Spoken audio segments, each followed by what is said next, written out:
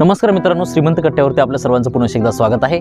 मी सुजित साठे आपल्या सर्वांचं स्वागत करतो। कसं आहे माहिती आहे का, मला मागचे बरेच दिवस झालं एक गोष्ट प्रकर्षानं जाणवते, म्हणजे ती संपूर्ण महाराष्ट्रभर आहे। कसं आहे माहिती आहे का, बरेचसे लोक आहेत जे चुकीच्या गोष्टी करत आहेत, इनफॅक्ट चुकीचे व्यवसाय करत आहेत, चुकीचे धंदे करत आहेत, म्हणजे अनैतिक मार्गाने पैसा कमवत आहेत। आणि अशा मार्गामध्ये भरपूर पैसा आहे, भरपूर यश आहे, आणि पैसा आला की मग त्यांचं ते शॉफ चालू होतं जगाला दाखवण्यासाठी की मी किती मोठा आहे, माझ्याकडे हे आहे ते आहे वगैरे वगैरे। मग मार्ग कुठला हे कोणी नाही दाखवत, फक्त बाकीच्या ज्या गोष्टी असतात, माझ्याकडे एवढी प्रॉपर्टी आहे, एवढ्या गाड्या आहेत, एवढा घोडा, एवढा मोठा बंगला आहे, ह्याच गोष्टी दाखवून माझ्या ह्याच्यासोबत संबंध आहेत, माझ्याकडे एवढा पैसा आहे वगैरे वगैरे सगळ्या गोष्टी।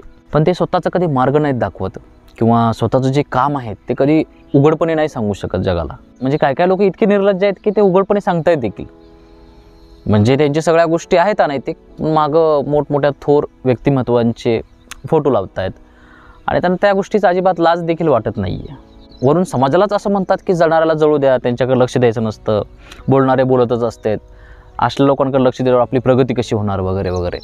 मुळात म्हणजे हे लोक जे काम करत आहेत तेच मुळात चुकीचं आहे, जे समाजासाठी घातक आहे, पुढच्या पिढीला वाया घालवणार आहे, त्यातून घेण्यासारखं काय नाही आहे। आणि जर त्या गोष्टीचा त्यांना अभिमान वाटत असेल ना तर ते चुकीचं आहे। आणि इनफॅक्ट त्यांना हे देखील माहिती आहे की आपण चुकीचं वागतोय, पण जे लालच असतं ना, लोभ, तो आवरत नाही आहे। म्हणजे कुठून तरी आता एक इच्छा असते की मला मोठं व्हायचं आहे, सगळ्यांवर राज्य करायचं आहे, सत्ता गाजवायची आहे, आणि ती गोष्टीसाठी मग माणूस अशा मार्गाने जायला लागतो। पण मुळात म्हणजे कसं माहिती आहे का, ह्या मार्गावर सुख नाही आहे, शांती नाही आहे। जेवढं आपण ह्या मार्गाने वरी जातो ना तेवढे आपले विरोधक वाढतात, विरोध वाढतो, आयुष्यातला तणाव, टेन्शन वाढतं, घरामध्ये अशांती वाढते। म्हणजे एक जे सुरळीत सुखी जीवन असतं ते आपल्याला आयुष्यभर कधी पाहायलाच भेटत नाही। आपल्याकडं असायला सगळं असतं पण ते आपल्याला खाता येत नाही, कारण आयुष्यामध्ये दुःख असतं, तणाव असतो, स्ट्रेस असतो, संध्याकाळची झोप नाही लागत, आणि अशी भरपूर लोक वाढत चालले संपूर्ण महाराष्ट्रामध्ये।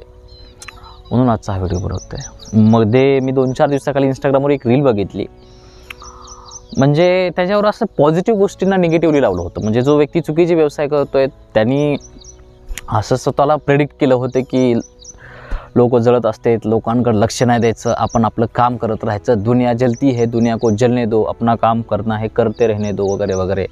आणि ह्याचं काम बघायला गेलं तर सगळे 2 नंबरचे धंदे, हे कुठं तर थांबलं पाहिजे। आणि महत्त्वाचं म्हणजे कसं आहे माहिती आहे का, हेच लोक परत महापुरुषांजवळ जातात, त्यांच्या आरत्या करतात, त्यांचा वापर करतात, पण त्यांचं घेत काहीच नाहीत। आज जर ॲक्च्युअलमध्ये शिवाजी महाराज असते ना तर पहिल्यांदा अशा लोकांना त्यांनी लादा घालून बाहेर काढलं असतं, पण हेच लोक त्यांचा वापर करून खूप मोठे होत चाललेत, समाजाला मूर्खात काढायला लागलेत, स्वतः आयुष्यामध्ये वाटोळं करून घ्यायला लागलेत। पण हे मार्ग चुकीचा आहे। अशा मार्गानं माणूस पुढे जरी गेला ना तरी त्याला मिळत काही नाही, काहीच मिळत नाही। मागे सुद्धा म्हटलं की आयुष्यामध्ये आपल्याकडे तितकंच असलं पाहिजे ज्याने आपला गाडा कुठं अडला नाही पाहिजे। आणि महत्त्वाची गोष्ट असते की संध्याकाळची झोप लागणं। ज्यावेळेस आपण अशा मार्गाने चलत असतो ना त्यावेळेस मग आपल्याकडे अहंकार हाय लेवलचा असतो, कोणी एक शब्द जरी आपल्याला बोलला तर ते सहन नाही होत, त्यामुळे झोप न लागणं, चिडचिड, राग, सतत द्वेषाची भावना, आणि ते विष घेऊन आपण आयुष्यभर जगत असतो। मध्ये मी एक कीर्तनामध्ये ऐकलं होतं, नाग जो असतो ना तो एवढा विषारी का असतो, कारण त्याच्या डोक्यामध्ये विष असतं। म्हणजे अशी जी लोकं असतात जे चुकीच्या मार्गाने चालतात, अहंकार गोळा करतात, त्यांच्या डोक्यामध्ये सतत विष असतं, द्वेष असतो, त्यामुळे ते असं वागत असतात। आणि अशा लोकांना समजावून सांगायला गेलं तर ते ऐकत नसतात। म्हणजे चुकीच्या मार्गाने पैसा आल्यामुळे त्यांची बुद्धी करप्ट झालेली असते, ते गर्दीसोबत भरपूर राहू शकतात पण एकांतामध्ये 10 मिनिटंसुद्धा ते बसू नाही शकत, जागा उचलून फेकायला लागते त्यांना। सतत कोणीतरी जवळ असं वाटत असतं की आपली स्तुती केली पाहिजे, आपल्याला चांगलं म्हणलं पाहिजे, पण ती लोक कधी एकांतामध्ये जाऊ शकत नाहीत, स्वतःसोबत 10 मिनिटं बसू शकत नाहीत, जागा उचलून फेकायला लागते, आयुष्यामध्ये असं रिकामं फील व्हायला लागतं, आणि ते दुःख आहे आयुष्यामध्ये खरंच। म्हणजे आयुष्यामध्ये आपल्याकडे एवढं स्वातंत्र्य असलं पाहिजे ना की दुनियामधलं आपल्याजवळ कोण जरी नसलं ना तरी आपल्याला दुःख नाही झालं पाहिजे। सतत जर आपल्याला एखाद्याची गरज भासत असेल, जर सतत आपल्याला लोकांच्या स्तुतीची गरज भासत असेल ना तर आपला मार्ग चुकीचा आहे, असमाधानी होतो आपण आपल्या आयुष्यामध्ये। आणि ह्या गोष्टी भरपूर वाढत चालल्यात आजूबाजूला, म्हणून आजचा हा व्हिडिओ बनवतोय। संपूर्ण महाराष्ट्रामध्ये हीच सिच्युएशन आहे, जे चुकीचं आहे त्याला सगळे लोक फॉलो करत आहेत, सुशिक्षित असू द्या, शिकलेले असू द्या, ते पण तिकडंच जात आहेत। म्हणजे शिकून लोकांचा काय फायदा झालेला नाही आहे। म्हणजे सध्या महाराष्ट्रामध्ये सिच्युएशन अशी झाली ना, जे शिकलेले लोक आहेत ते खाली उभारलेत, आणि ज्याला काय कळत नाही ना तो एकदम स्टेजवर जाऊन बसला आहे। आणि ही सिच्युएशन खूप अवघड होत चालली आहे, जेणेकरून आपले जे आदर्श आहेत म्हणजे ज्या तत्वांवरती महाराष्ट्र मोठा झाला आहे ते कुठेतरी ढासळत चाललं आहे. म्हणजे आपली जी ॲक्च्युअलमध्ये खरी श्रीमंती आहे तिला आपण डाग लावतो आहे.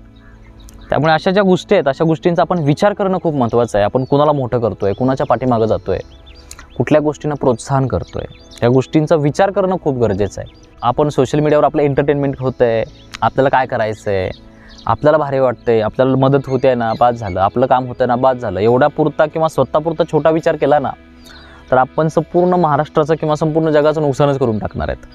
त्यामुळे ह्या गोष्टींचा विचार करणं खूप महत्त्वाचं आहे, एवढंच सांगू इच्छितो. आय होप की आज माझ्याकडून तुम्हाला बऱ्यापैकी ऐकायला मिळालं असेल. जर व्हिडिओ आवडला असेल तर व्हिडिओला लाईक करा, शेअर करा. तुमच्या काय प्रतिक्रिया असतील ना तर त्या कमेंट बॉक्समध्ये मला नक्की सांगा.